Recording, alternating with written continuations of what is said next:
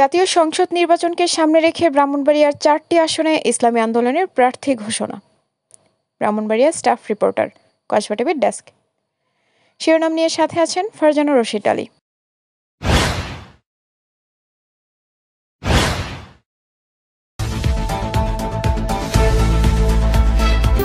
Kasba TV হৃদয়ে। আগামী ত্রয়োদশ জাতীয় সংসদ নির্বাচনকে সামনে রেখে ব্রাহ্মণবাড়িয়ার 4টি আসনে প্রার্থী ঘোষণা করেছে ইসলামী আন্দোলন বাংলাদেশ। আজ মঙ্গলবার জেলা প্রেস ক্লাবে আয়োজিত এক সংবাদ সম্মেলনে এ তথ্য জানান জেলার সভাপতি অধ্যাপক মাওলানা আবুল কালাম আজাদ।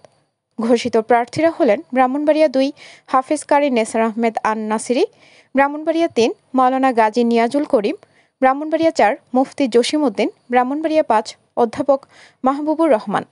সংবাদ সম্মেলনে জানানো হয়, প্রার্থীরা এলাকায় গণসংযোগ ও প্রচারণা চালাচ্ছেন। দলের পক্ষ থেকে সাংবাদিকদের সহযোগিতাও কামনা করা হয়। এ সময় বক্তারা মিডফোর্ডের ঘটনাকে কেন্দ্র করে সৃষ্ট পরিস্থিতিতে বড় দল হিসেবে বিএনপির দায়িত্বশীল ভূমিকা পালন করবে বলে আশা করেন। এ সময় উপস্থিত ছিলেন জেলা ইসলামী আন্দোলনের সভাপতি অধ্যাপক আবুল কালাম আজাদ, সেক্রেটারি গাজী নিয়াজুল করিম, সাংগঠনিক সম্পাদক আশরাফুল ইসলাম বেলাল সহ প্রমুখ। ইসলামী আন্দোলন বাংলাদেশ ব্রাহ্মণবাড়িয়া জেলা শাখার পক্ষ থেকে আন্তরিক কৃতজ্ঞতা ও মোবারক। প্রার্থী হিসেবে 4 জনকে মনোনীত করেছে।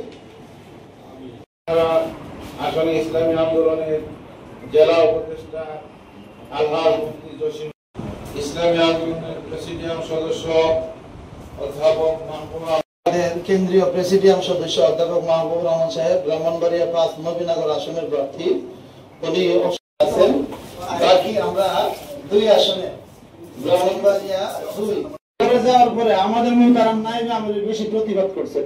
এজন্য আমরা সবার সাথে সম অধিকার ভিত্তিতে বিএনপি যদি ভালো কাজ করে ভালো হিসাবে গ্রহণ করি। আপনারা যেহেতু একজন ধার্মিক দল হিসেবে আমরা জানি, ওদের আরেকটা বিষয় যে যখন 5 আগস্টের পরে আপনারা সবসময় দলের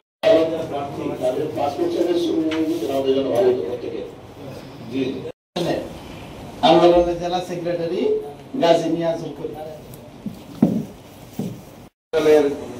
হত্যাকাণ্ডটাকে কেন্দ্র করে বাংলাদেশের মধ্যে রাজনৈতিক পরিস্থিতিটা ও জনসাধারণের সাথে কৌশল বিনিময় ইত্যাদি অধিকাংশগুলো বিএনপি নেতা কর্মীরাই ঘটাইছে।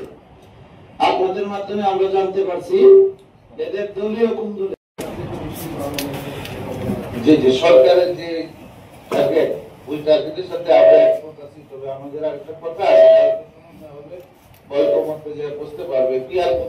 কসবা টিভির সংবাদের সাথে থাকার জন্য ধন্যবাদ জানাচ্ছি।